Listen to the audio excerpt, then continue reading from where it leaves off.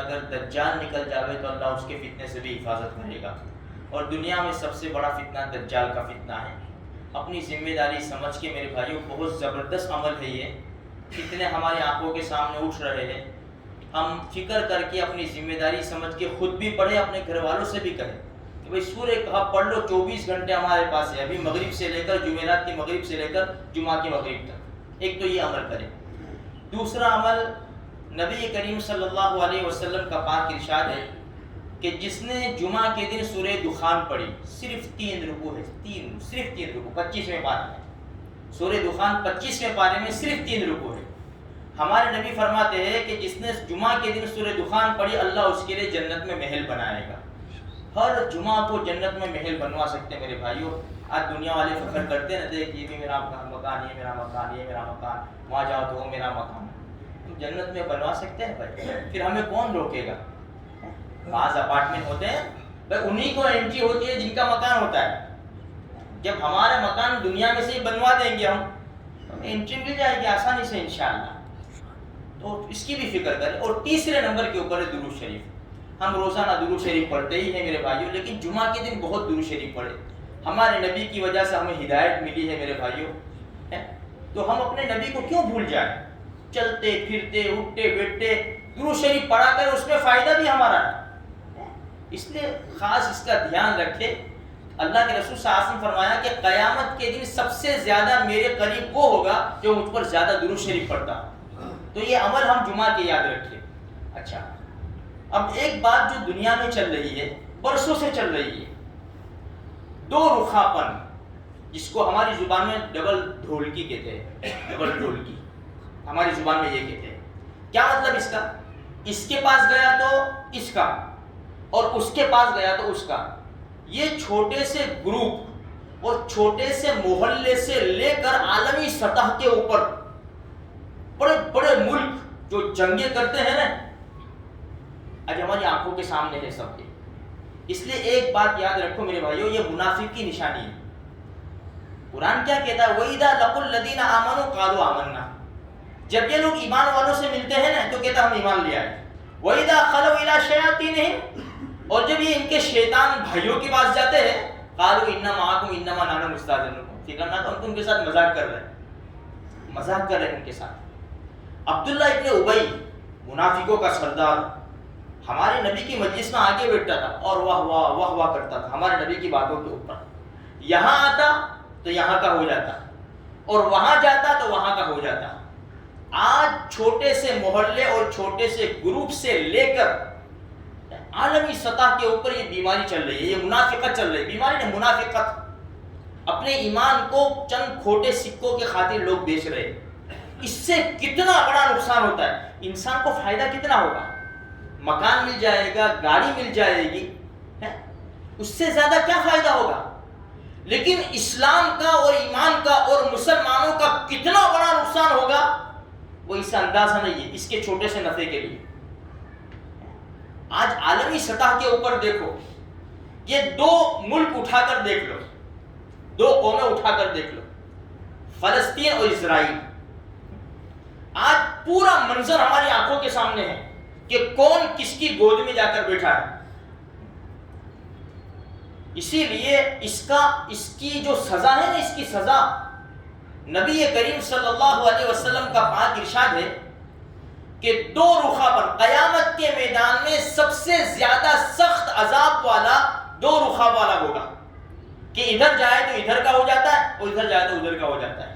پھر دوسری حدیث میں ہمارا آقا صلی اللہ علیہ وسلم فرماتے ہیں کہ قیامت کے دن اس کو جہنم میں ڈالا جائے گا اور 2 زبانیں آگ کی اس کو پیدا کر دی جائے گی. آگ کی زبانیں، تھوڑا سا گرم آ جاتا ہے نا زبان کے اوپر، انسان چیخ اٹھتا ہے، چلا اٹھتا ہے.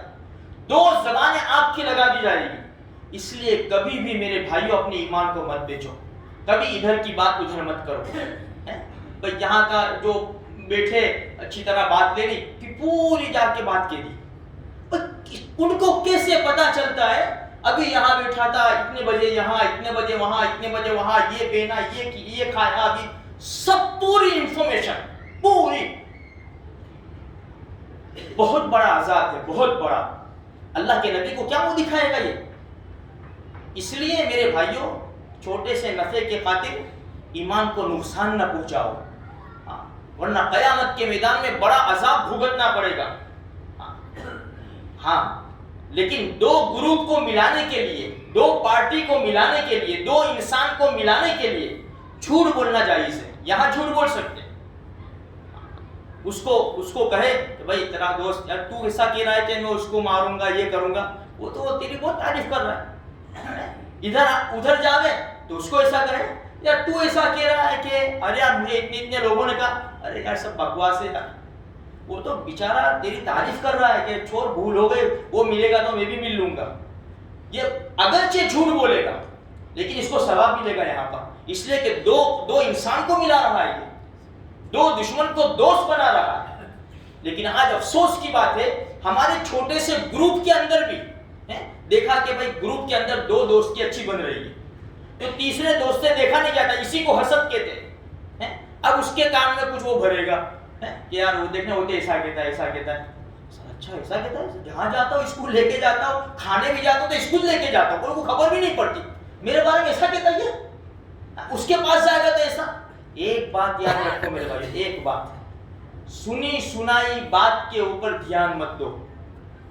آسان علاج، اگر تمہارے پاس کوئی آ کر کہے نا، دیکھو ایک بات یاد رکھو، کوئی کی برائی اپنے سامنے کرے نا تو خوش نہیں ہونے کا۔ ہاں یہ قاعدے کی بات ہے، کوئی کسی کی برائی تمہارے سامنے کوئی کرتا ہے نا، یقیناً تمہاری برائی بھی کسی کے سامنے کرتا ہوگا وہ۔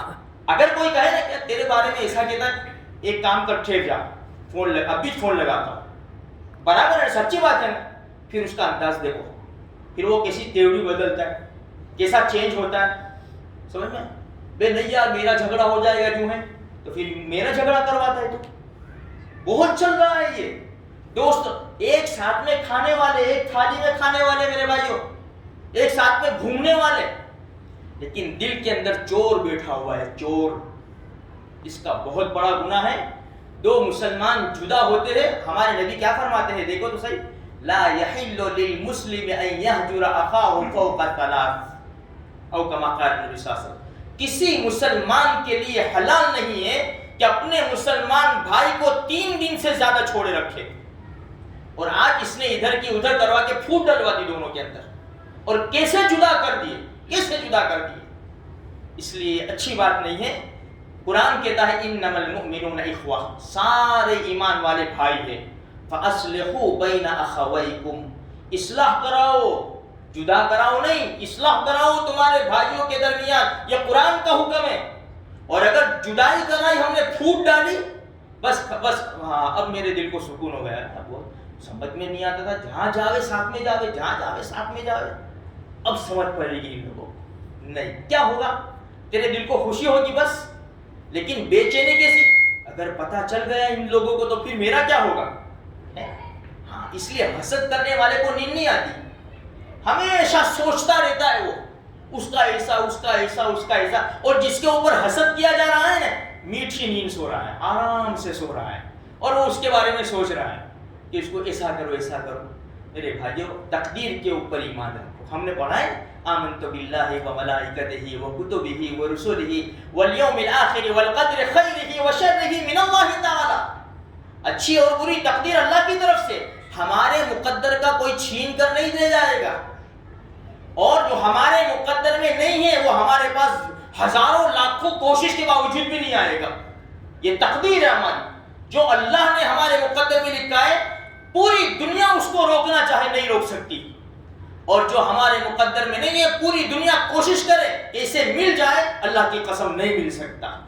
اس لیے اللہ کی تقدیر کے اوپر راضی رہو، اپنے ایمان کو خراب نہ کرو۔